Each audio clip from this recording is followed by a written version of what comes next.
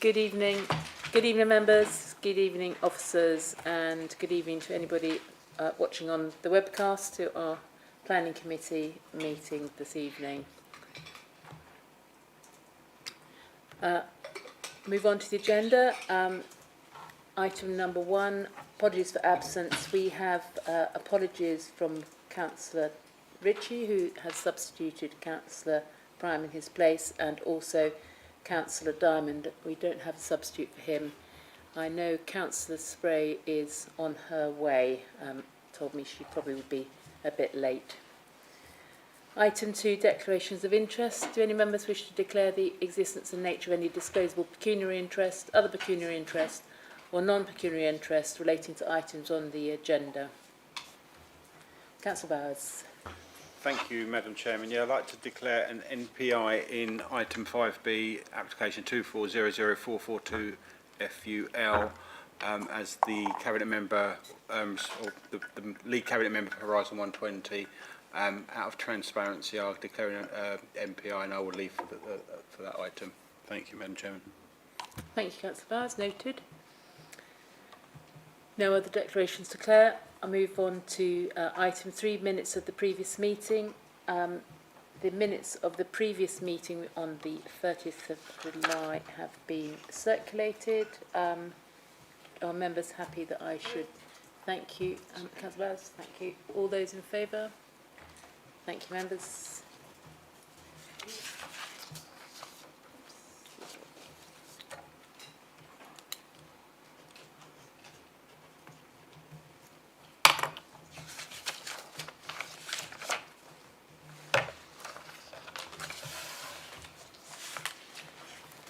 Move on to item 4 on the agenda, public question time. We don't have any registered speakers on this item, so we'll move now to item 5, planning applications. And the first application to be considered this evening is application number 23/00781 REM, which is land north of Woodend Farm, Hatfield Road, Witham. And unusually, we don't have any speakers at all on any items this evening, so we will move straight away to the officer's presentation, which is going to be given by Matt. Thank you, Matt. Thank you, Madam Chairman. Good evening, members. So the application before you this evening is the approval of reserved matters, which is access, appearance, landscaping, layout and scale for the central open space pursuant to outline application for 400 residential dwellings, a day nursery, or associated access, servicing, parking, drainage, infrastructure, etc. The site is land north of Woodend Farm, Hatfield Road, Witham. So I'll just start the presentation by highlighting the land use parameter plan which accompanied the design code, which was an approved document on the outline consent. And the plan identifies different land uses depending on where it will go on the site. And the bit that we're concerned about this evening is this portion here. Hopefully you can see my cursor, with the central open space, which is approximately 1.1 hectares of a total 18.9 hectares of the rest of the site. And then another thing to draw to your attention is the Spine Road, which has been before members. I think it was October last year, which was resolved to grant. So details of the Spine Road. So the red line site boundary for this site, as you can see, spatially and the size and form is designed to replicate the land use parameter plan. So that's why it's informed the way it is. And then I've sort of extracted another couple of pages from the design code together just to give you a flavour of some of the coding that went into the space, some of the things that the design code tried to achieve. It's obviously very prescriptive, lots of design principles which you won't be able to see on the screen, but you don't need to read them necessarily. But you've got most notably the active space, the flexible active space, how the space is actually proportioned up was a key factor of the design code. and then that translated into the illustrative layout, which was also submitted with the design code with a couple of key things. For example, the kickabout lawn, which is number 1, large canopy trees to provide focal points along the edges of the open space, and you've got the swale over there as well, just to name a few things.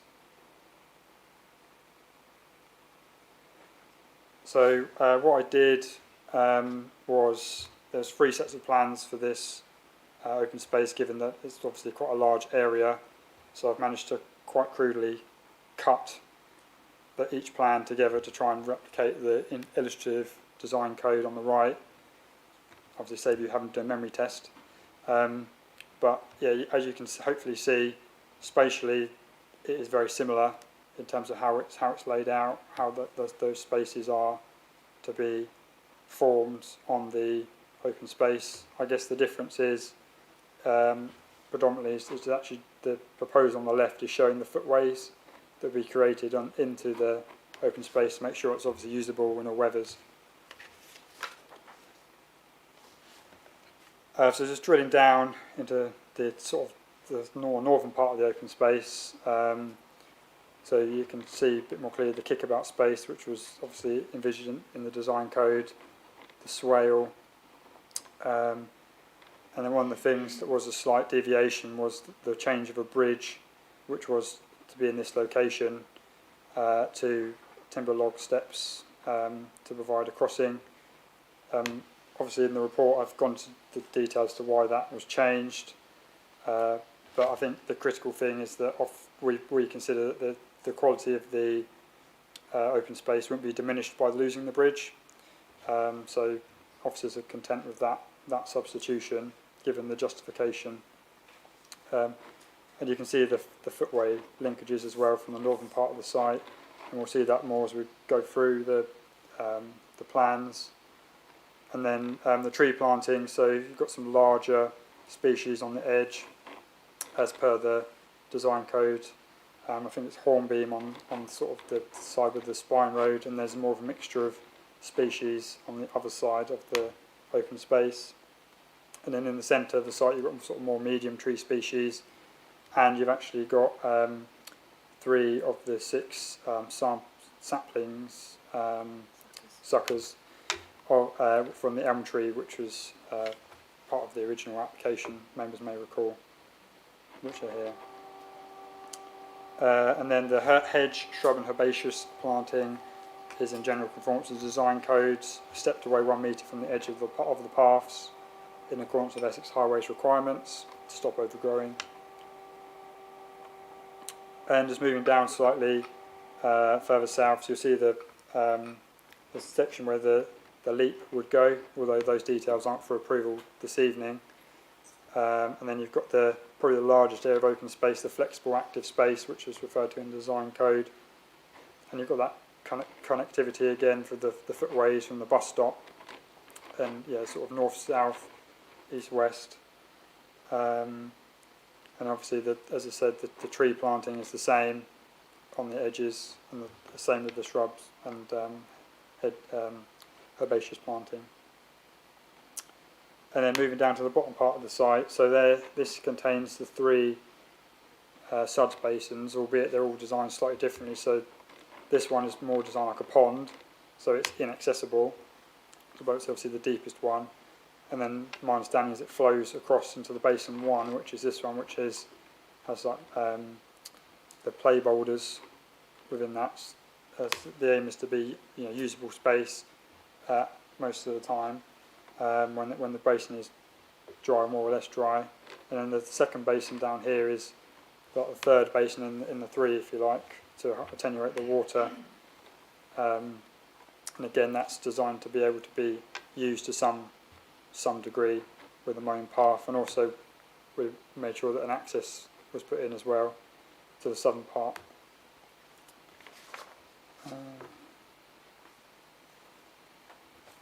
Okay, then I just thought I'd quickly show you the indicative planting palette, which was in the design code. So I mentioned the hornbeam, number 4, be on the edge of the spine road, but also got on the other side you've got the small leaf lime as well, number 2.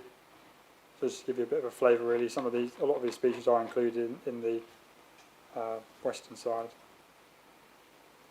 And then very quickly just the indicative drainage strategy, which was on the design code on the left, and then that's kind of mirrored in what's proposed for the central open space now.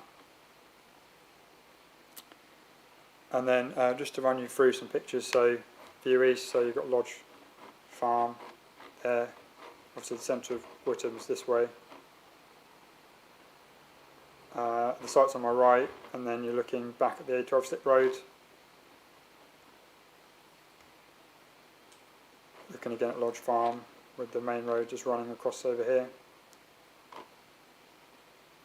And looking sort of towards the railway line. You can see where the previous employment uses were burned down before. And again, just looking north towards the railway, and you can see some of the Lodge Farm, not Lodge Farm, Wood End Farm uses over there. And then just another one looking east on the site towards Lodge Farm. And then looking back onto the main road. So it's the second reserve matters application for this site, obviously up to 400 residential dwellings, so those residential dwellings will come forward at a later reserve matters application. And as I said, the spine road's been the one that's been approved first.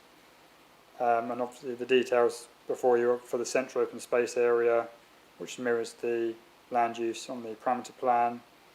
And as you hopefully have seen, certainly officers consider that the details successfully mirror the distribution of open space as shown in the design code. You know, they provide those active and passive spaces. It delivered multifunctional usable space, and obviously the permeability as well. Hopefully you've seen that there is cross north and south connections, east and west, and then the tree planting as well, something we at Paynes got through in the end to be in accordance with the design code as well. So yeah, I think just to sum up, the development would, in officer's opinion, deliver a high quality multifunctional area for informal recreation as per the design code, and the recommendation before members this evening is to approve subject to conditions. Happy to answer any questions. Thank you, Chair.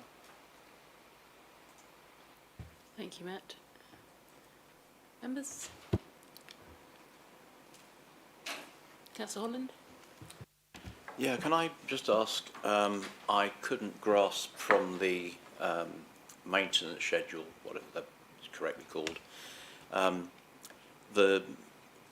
how we ensure that there will be a long-term maintenance and support for this park once created, because I can understand in the shorter term, but having lived on a development where there was significant sort of parkland around it, and watch what happened over a significant period of time, what I saw was that eventually people don't want to support the thing financially, and so you end up with minimal maintenance. And what I saw was that all the largest things took over and all the smaller things disappeared. Also, I noticed that some of the species that are in the list, things like Nepeta, are really unruly things. Things like Stipa gigantea are very short-lived.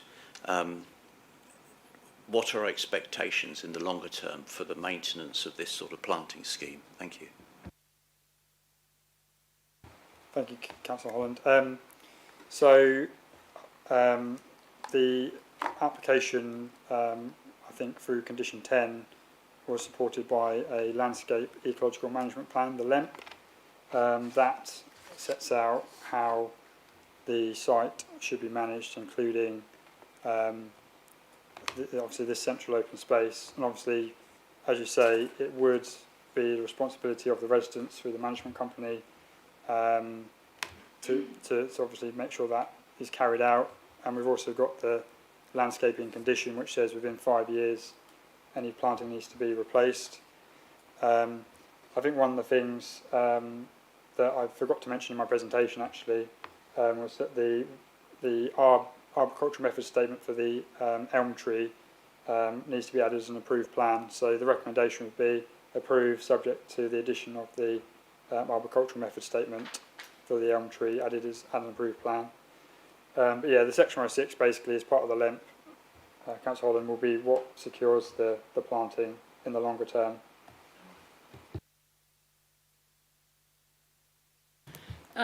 Matt, could I please come back on that, because I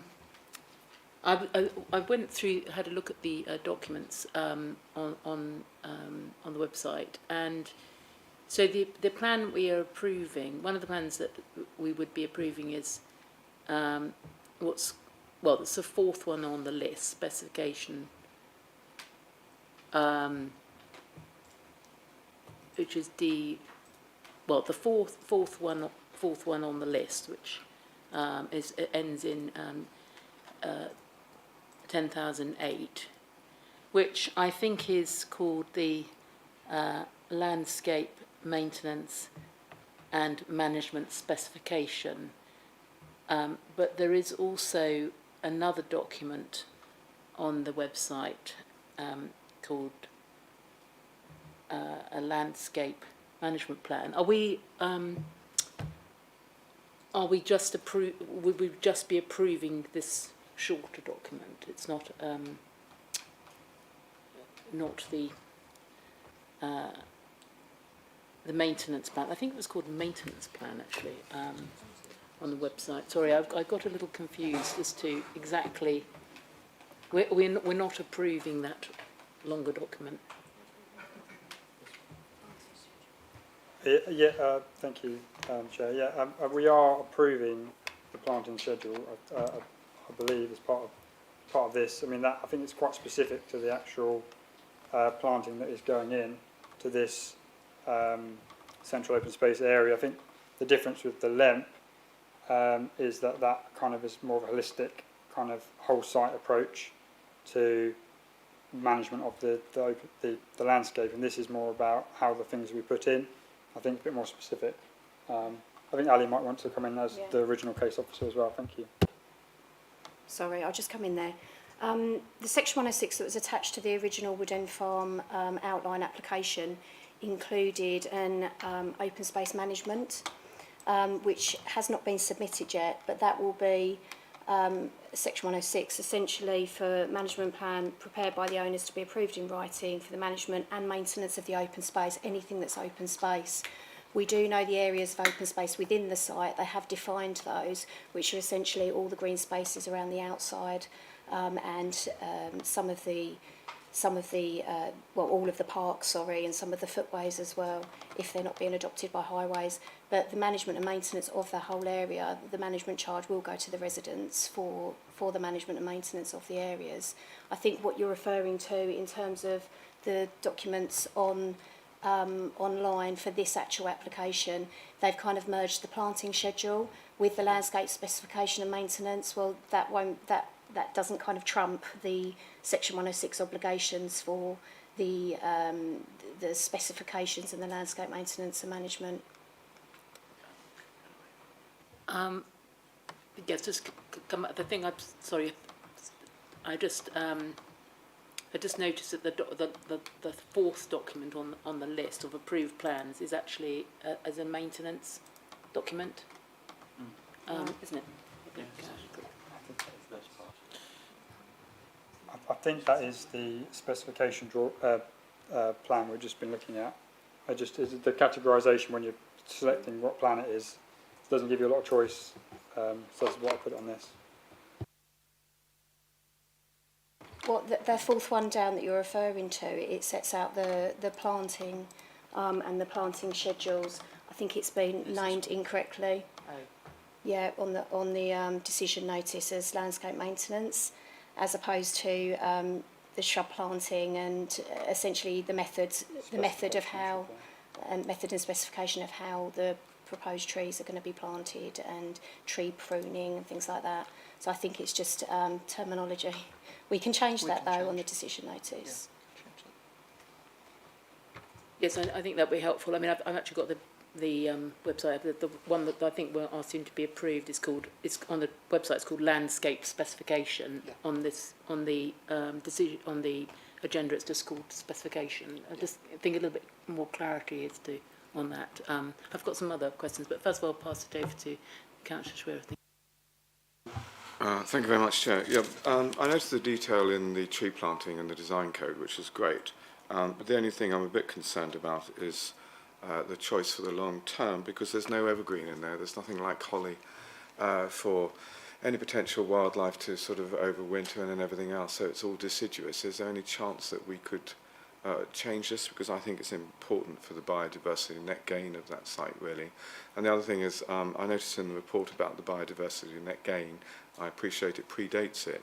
Have you got an indication, please, of how much biodiversity net gain is going to come from that site even now? Thank you. Thank you, Councillor Swear.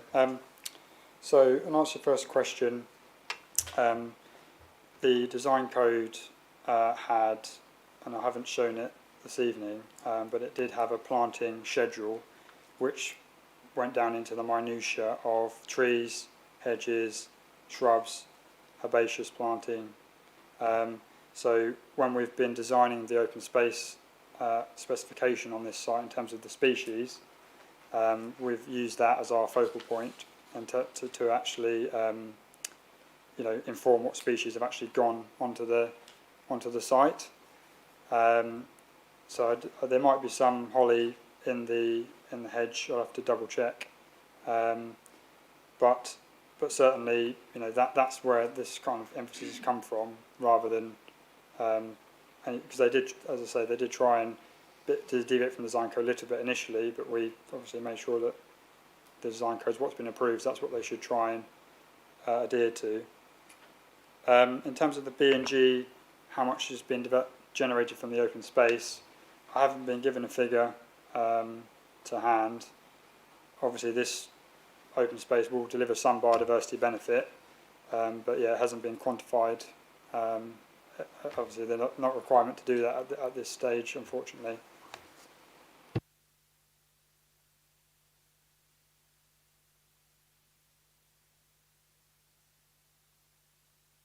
Schwerer, did you want to? Yeah, well, I just think, thank you for the response. I'm disappointed that you don't know the BNG net gain even at this stage. But also, if you could take into account the whole point of the opportunity that you've got there, actually, to have not only flower, but fruiting and nut-producing trees and hedgerows in the landscape to encourage that wildlife. It's really important.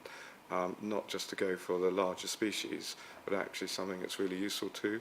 And also please, and I'm sure the landscape officers concerned have looked at this, but just to remember those trees that are particularly prevalent to natural diseases at the moment.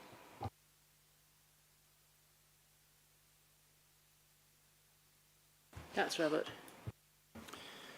Thank you, Madam Chairman. I think my main concern about this is, to put it in a nutshell, that it's trying to do too much.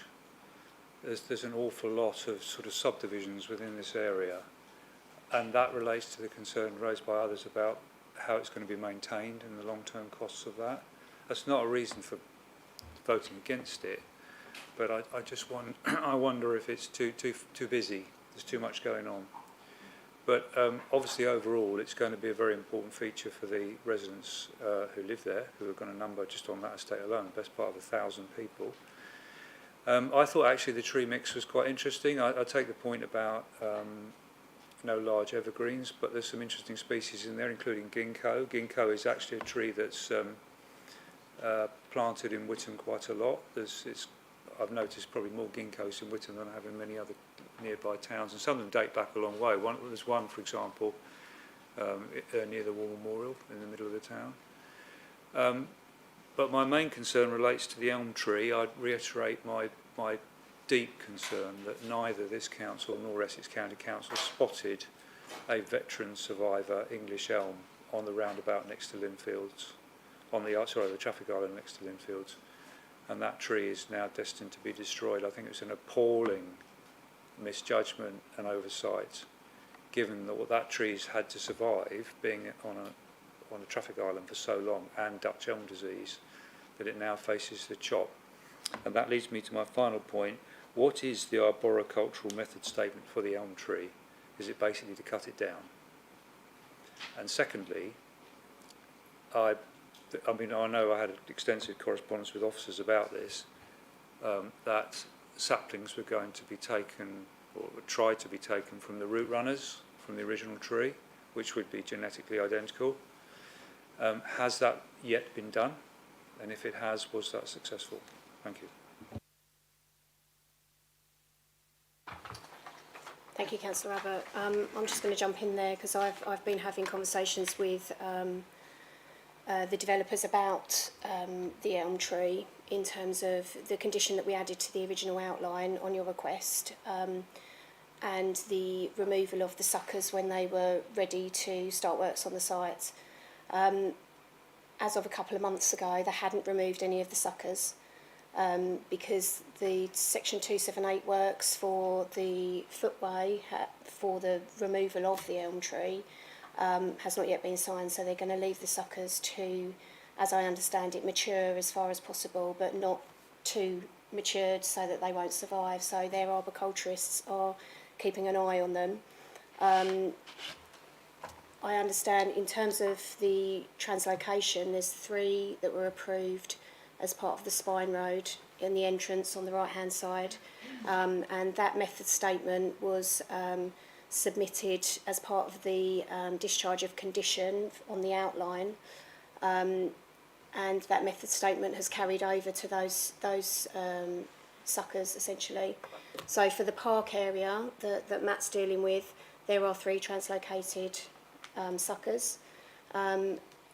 Once they are ready to be planted, once they are obviously removed and ready to be planted, the same method statement will apply as they have done for the DAC. It's basically been,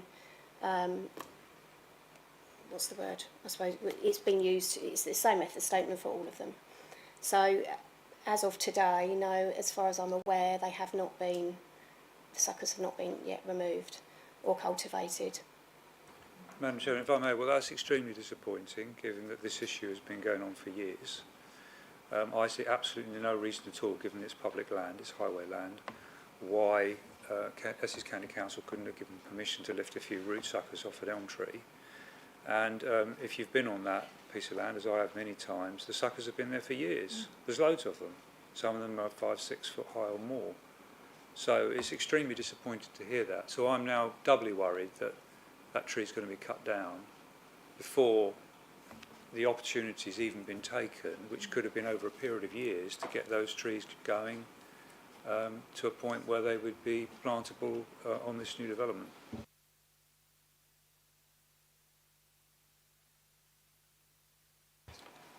So obviously note your concern, Councillor Abbott. So I think there's a couple of things just in response. So I think the first is that in terms of the application before members this evening, just to be clear, the elm tree doesn't form part of the consideration this evening. That was essentially something that was consented as part of the outline consent. So that decision has already been taken, and obviously as part of the committee's resolution in relation to the outline, that additional condition was added on to first test whether or not the tree could be translocated. And then we've gone through that process, and obviously we've had exchange of correspondence on that. So the backstop is in relation to the suckers from that tree. There's a good reason as to why that hasn't been done yet, which Alison has just explained, that the tree hasn't been removed yet, and therefore to give the suckers the best possible chance of actually being translocated, they've been kept in situ, and that situation will be monitored. So the intention is still, and it's required by condition, as Alison has explained, that those suckers will be translocated into other parts of the site, which again stems back to that original decision. But the matter before members this evening, just to be absolutely clear, is in relation to the reserve matters in relation to this scheme. So I understand the point exactly, and understand obviously you're concerned about that as an issue, but the issue before you this evening is that effectively the open space and the planting for this development, the elm tree, that decision has been taken, and it's about the planting mix and so forth, which are the matters before you this evening. Thank you, Madam Chair. So just for my clarification, so the arboricultural method statement condition is attached to the original planning permission, and okay. And this is where Matt is recommending, which is an omission on the list of the approved plans, that method statement is included as part of the list of the approved plans, so that we've got the consistency between the reserve matters for this, the Spine Road, and then it links in obviously with the original outline consent. So there's the consistency in approach across the three. Okay, I understand. So they all have the same condition attached to them. Okay. And just before I move on, just Councillor Spray, do you have any declarations? No, I haven't, Chairman, and apologies for being late. I've had to do a bit of a loop around because of some issues on the A120 this evening to get here from Colchester. Anyway, Thank you. Yes, I did. You did tell me you were probably going to be late. And just to Councillor Abbott, I think the ginkgo tree is not an approved tree. There's been some amendments proposed to the list of trees. So it is in that, the list of trees there is in that document that on the website. It's called landscape specification. I know. That's the trees that were in the design code, but that is a possibly a not helpful slide to put up, given that the trees on that design code are not necessarily going to be the trees that are listed in that specification. Okay. So, Councillor Beavis. Thank you, Madam Chairman. I just wonder whether we can go back to that slide that shows that kind of island pocket of green land that we've been speaking about, the sort of the more coloured version that shows all the fossil-like stones. And thank you.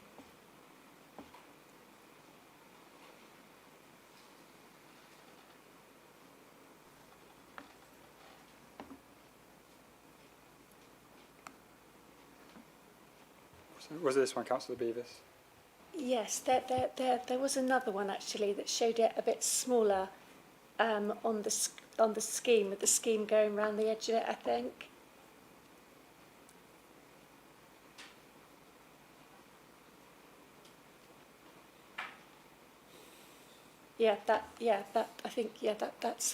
That's a better one.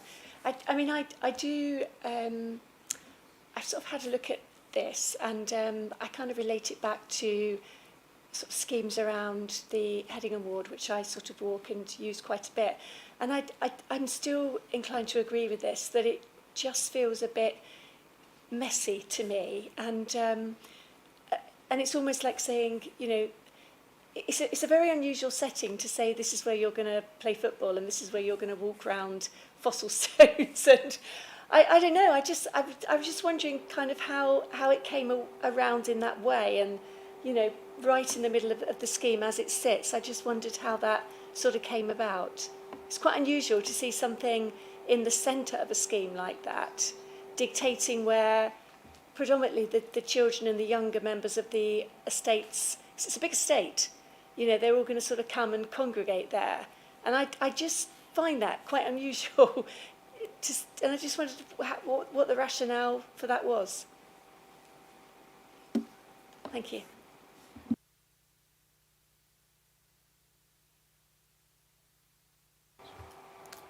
Sorry, Councillor Davis, we're going back a few years. This was I dealt with the design code originally, and we dealt with some very professional landscape architects who designed the scheme, and we were quite impressed at the time.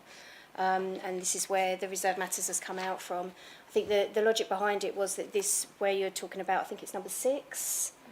The logic is that they are kind of dual use spaces. So you have the pond, you have the where you're talking about the fossil stones. Sometimes that could be wet at the bottom because it acts as a suds basin. So it was what kind of play equipment, natural play equipment, could be included within there that wouldn't rot, that children could play on when the ground might be a bit soggy, and that was the solution at the time. Obviously, with any design code, retrospectively, you look at these things retrospectively. They have what's been submitted at the REM stage has to be in accordance with the design code, and they've come forward with this. I suppose in terms of that was the rationale. behind it, the basin at number 7 where you've got the path through, that's very unlikely to be filled with water. I think in committee we discussed the drain down times. The pond obviously will take most of the water. You've got underground crates for drainage as well, and the area of fossil stones would be sometimes wet in a heavy rainfall. So it was just how to make a space that was soggy, a bit more usable and a bit more fun, I suppose. And that was the solution that was come up with at the time. Sorry, just to come back again, if I may, Chairman. Did you say that's where the suckers are going to be relocated to? No, the suckers are Fine. going to be relocated up to, I think you can see it, number 3, which is to the top, the northeastern corner. Matt's just showing. Keep going up, Matt. Still in that island of that island of green pocket though. Still, There, at the very top there. yeah. So that the proximity to where the children are going to be playing and football and everything else is still in that area. Yeah, yes. Sorry, I was talking about the southern area for the fossil stones in the Suds Basin. You're talking to the northern area. I'm saying about those suckers that are going to be removed from the tree. Yeah. Where are they going to be located on the site? Just there, where Matt's got his cursor. Okay, and how close is that to the nearest children's play area? Well, that's an open amenity area, so it could be used for anything. It's a park. I guess just what really worries me, and you know, one's a member that's, you know, like yourself, seen a lot of development, and it's very easy to say this stuff, but if you look at the Prendle site where I am, it's a fabulous, brilliant deliver site, similar sort of player and everything else. The children are brilliantly big, but they vandalise stuff at times. And I do go back to Councillor Abbott. I am really nervous that we you know, I would like the guarantee actually that if this tree is going to be removed, that that's going to be looked after, and that, you know, is it just going to be ignored and trees aren't being watered, and that's what concerns me. Thank you. So, Councillor Bevis, if I may, so I think just touching again on the second basin, first point to start with that. So, Matt, if you could just put thank you. I think one of our learnings, obviously, we've dealt with a lot of development over the years, and obviously there's been a lot of evolution around suds and drainage design, and actually you don't have to go too far to actually see a very over-engineered suds basin on another development in Witham. And obviously what we are seeking to try to do with Essex as the local lead flood authority, landscape architects and our own landscape advisors is trying to create places and spaces which work in different ways. So rather than having effectively a very over-engineered, unusable part of the site, we're trying to make the most and the best use of every piece of open space within a development. So a lot of that basin would be usable a large part of the time, and the reason for the stones is to enable that access safely into that area, because obviously it's a sloped basin that allows for drainage effectively to come into it at certain times, but for the majority of the time it would be usable.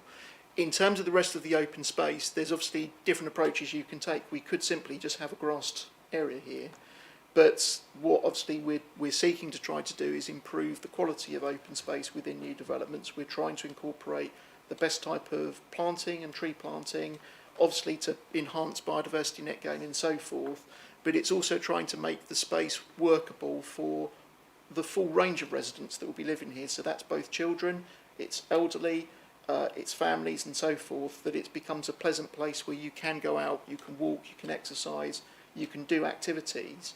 So I would absolutely accept there is an awful lot going along in this space, but I think that is a deliberate intention originally behind the design code and how the space was intended to operate, that it was a space that could be used successfully by all future residents of that development.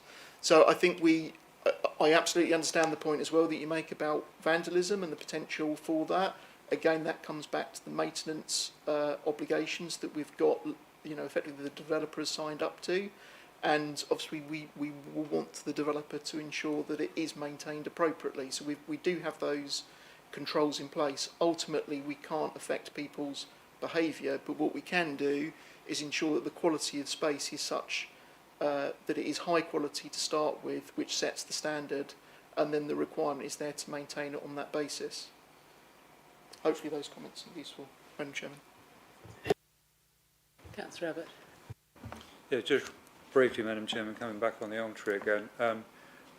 I'm doubly disappointed now, but that we're both going to lose the elm, and we don't appear to have what I thought was an assurance that the elm tree would basically carry on in a different form.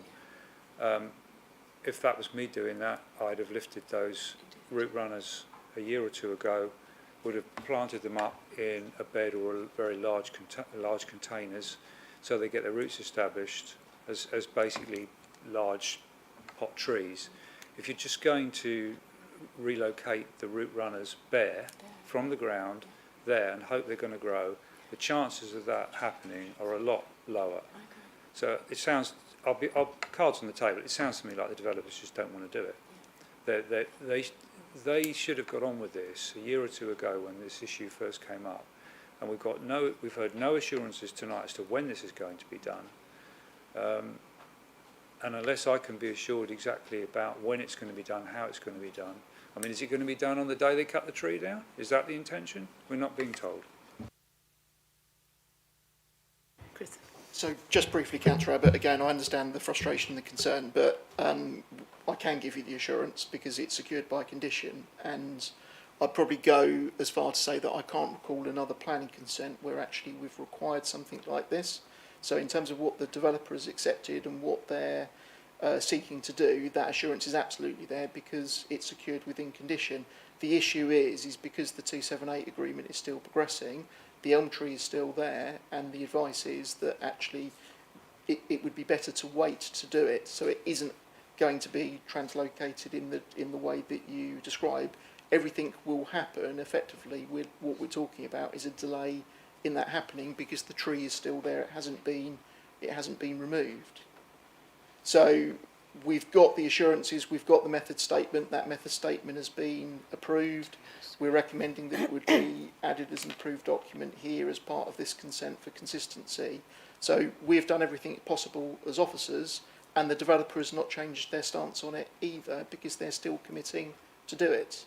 So I'm not sure what further I can provide. No, I think with sort of, I think really we've covered this. It is obviously, it's covered by a separate condition, and if there is a breach of that condition, there's obviously an enforcement issue, but it's not really part of this application. I think we need to be guided by any tree experts that are involved. It is on the plan, but I mean the specification, as I mentioned earlier, just says that the translocated elm planted beds are to be produced by the approved arboriculturist. So I think I can move on to Councillor Schweer now. Thank you, Madam Chair. I'd just like to move the officer's recommendation as set out in the report on 13 and 13.1. Okay, I have got a few more questions I just would like to put to the officers myself. Fine.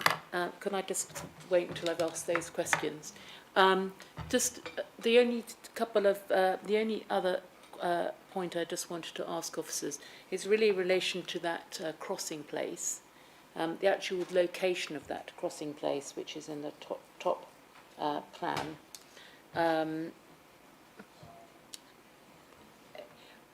My concern is that creating a crossing place which is taking you directly into a planted border, and as we know, people tend to just walk straight across planted borders if that's going to be the quickest place to get to where they want. I just was wondering whether would it make more sense to just move it a little bit further up, so that there is a more natural point to exit.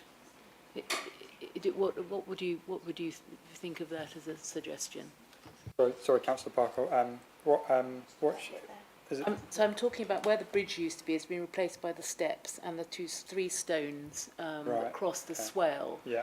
As you see, if you go up the steps, you'll be taken straight into a planted border, which has got shrub planting, and probably, whether you could move that a little bit further up, as we're looking at the picture, so that you could then walk between that hedge and the planting onto the path to the pavement, rather than just traipse through the border.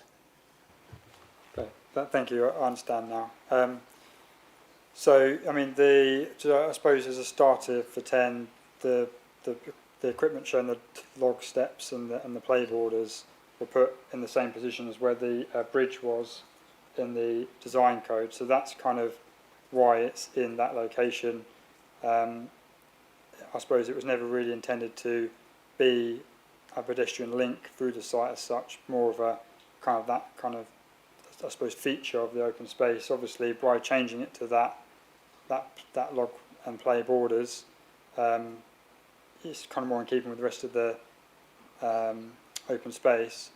I mean, we could, as I say, it's not really designed to do that. Obviously, it's just more of a play thing. But if members are minded, we could not approve that detail, and that could come forward. I think Chris would come in. Sorry, Madam Chairman, I was just looking in more detail at the plan. So on the extract that Matt has got on the screen, so the feature ends, so it doesn't end on the path, but it does end on an area of sort of grass, effectively before you get to the border. So you've got the green border, there's a gap in between, which is a grassed area. So if you were to step off, you wouldn't be stepping straight into the border, but obviously there's a deliberate point that the path goes by it, but it isn't meant to be a route. I think the design of it is meant to be more of a feature, but if you were so inclined to cross, you would go over onto a grassed area first before you wouldn't be stepping onto a planted border.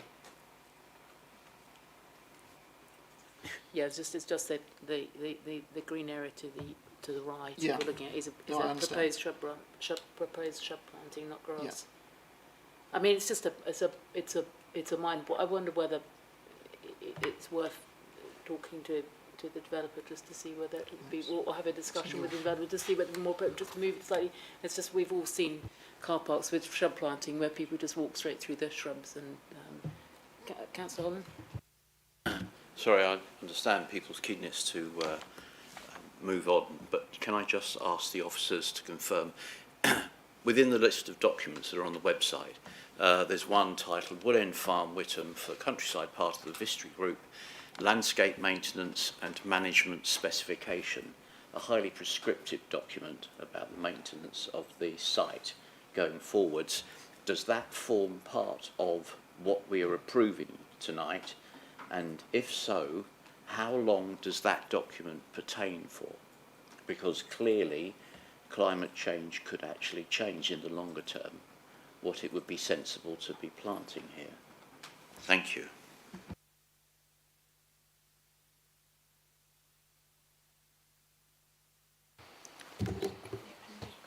Councillor Holland, apologies. The document we're referring to, do you see it in the list of the approved plans and documents? I didn't catch the...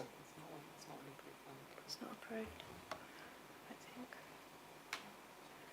No, it's not. Didn't approve it deliberately. I think it's for information. Sorry, Chris. No, I don't, but it is nonetheless one of the documents that has been submitted.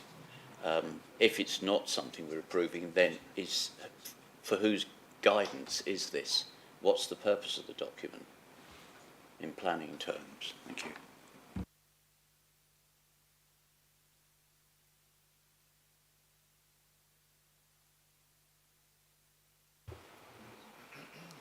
Thank you, Councillor Holland. I think the document you're referring to was submitted when the application was first came in, but obviously, as we've talked about this evening, it's actually governed by a wider suite of documents.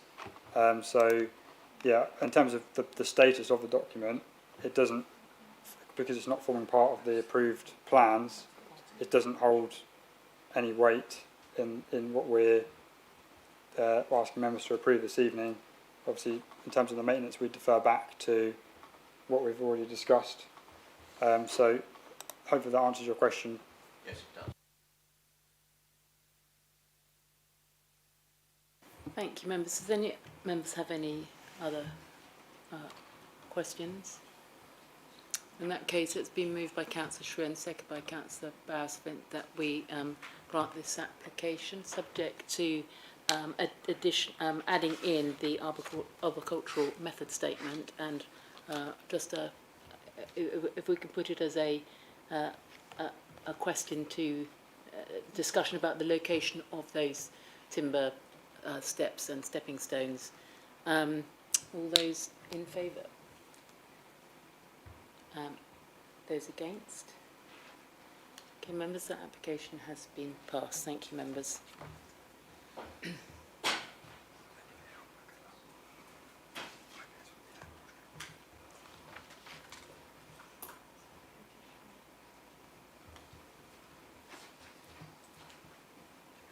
Just wait for... Documents open, sorry. No, don't worry, that's Quite a few right. documents That's on things. same me. I'm just waiting for Everything Councillor on Bowers to leave anyway, so that's fine. So we now move on to second application this evening, which is application number 24/004424, Plot 5, Horizon 120 Business Park, London Road, Great Notley. Again, we don't have any speakers this evening, so we move on to Alison, who's going to give a presentation on this item.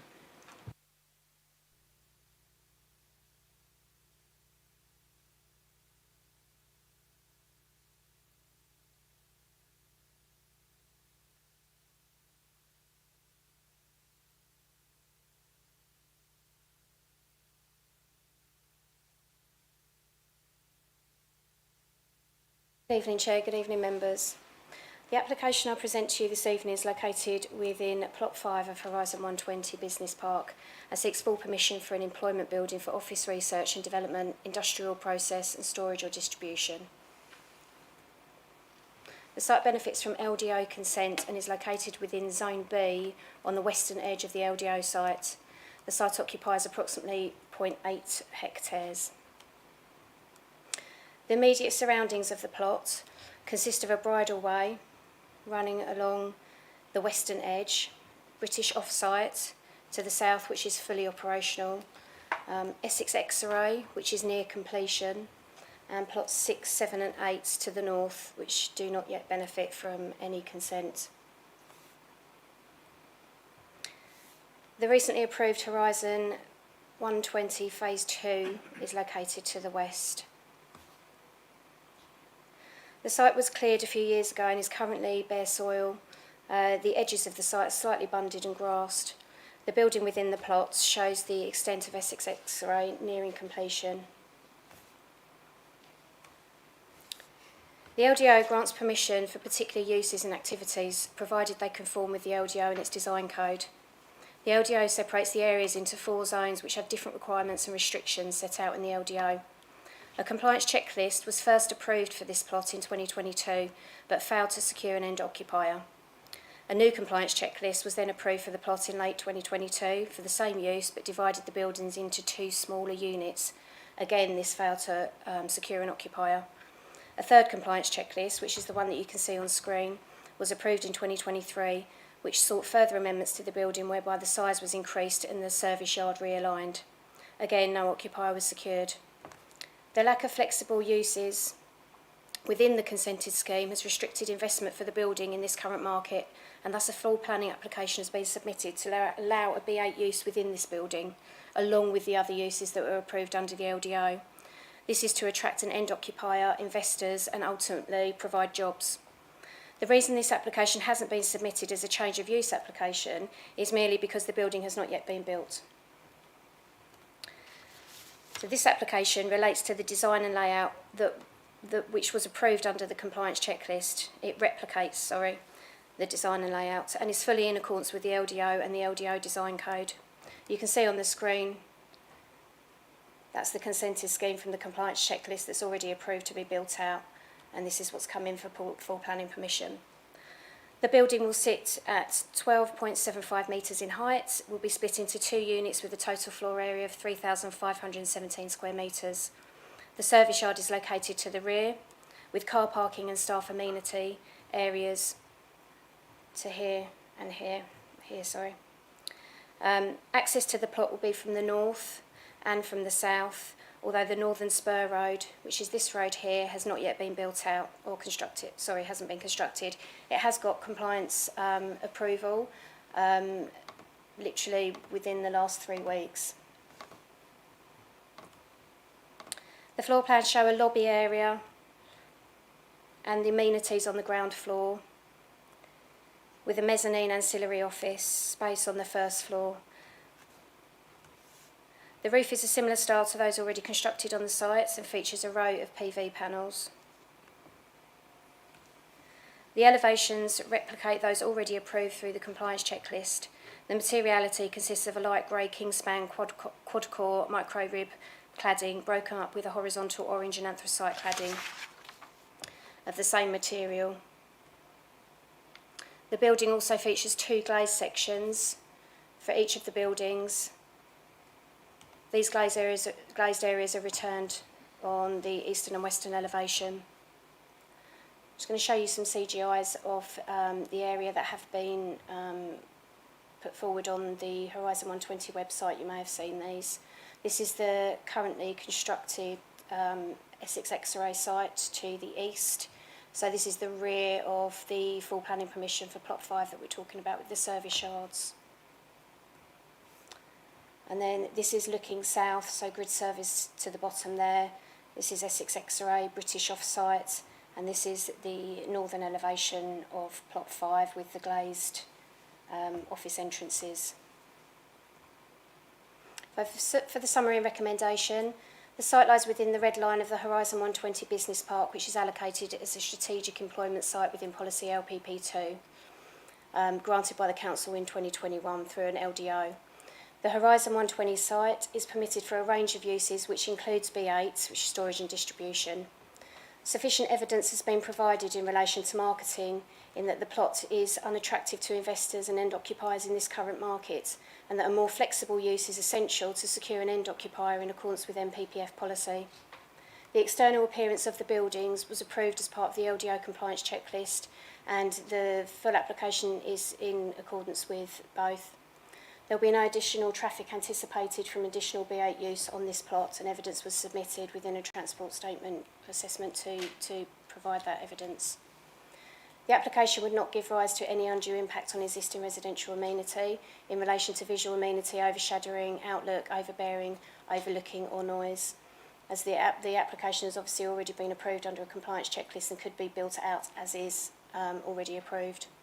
A minimum of 30% of the projected energy requirements would be provided through renewable energy technology, the same as all of the buildings on the site at the moment.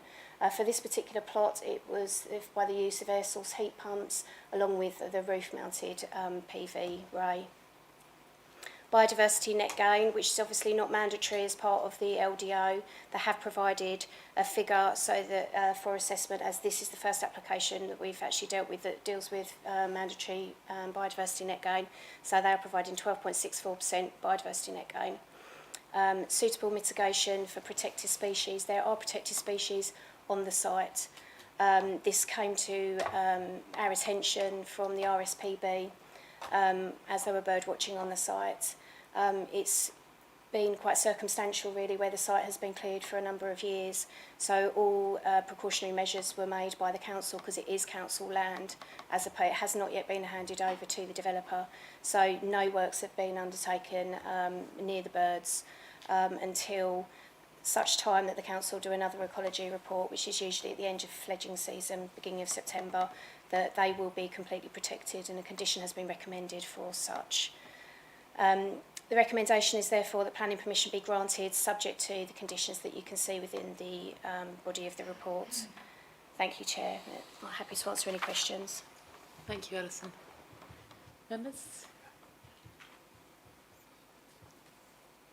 Anybody like to make any comments on this application?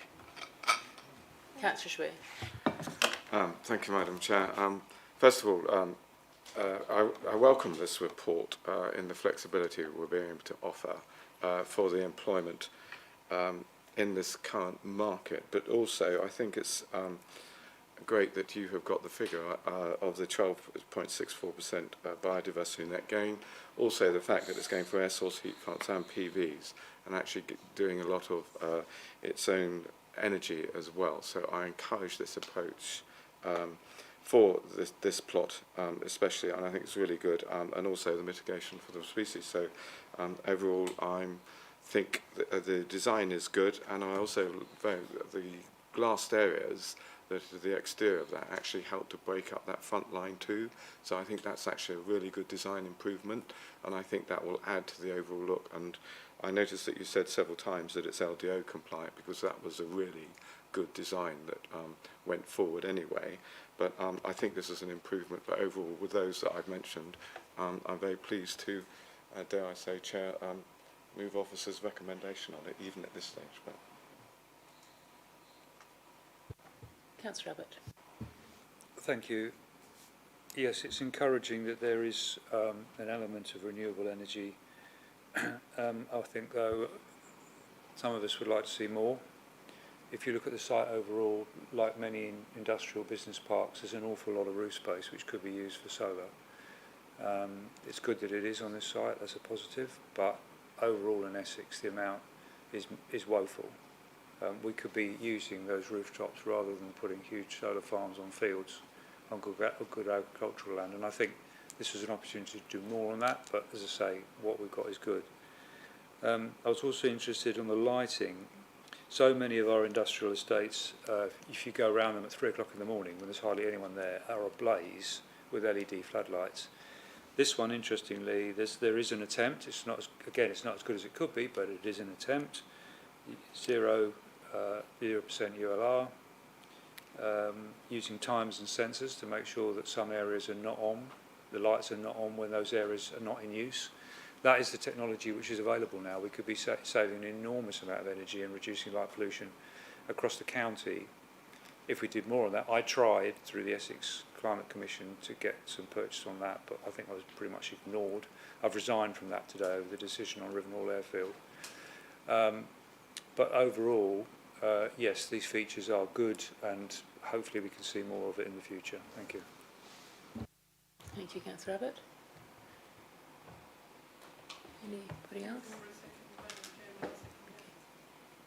All I would say is that at least we've, I think nobody can accuse us of having tried to make sure that we don't have too much B8 on this site, and obviously the market has changed, and I think we're being realistic in recognising that we cannot change the market. So again, been moved by Councillor Shrewer, seconded by Councillor Bowes-Fint. Do we grant this application? All those in favour? Thank you. Those against? Abstentions? One abstention. Thank you, members. So that brings us to the end of our planning meeting tonight. We do just remind you there is a meeting tomorrow, next week as well. So I will not be here. Yes, no, I think once a week is enough.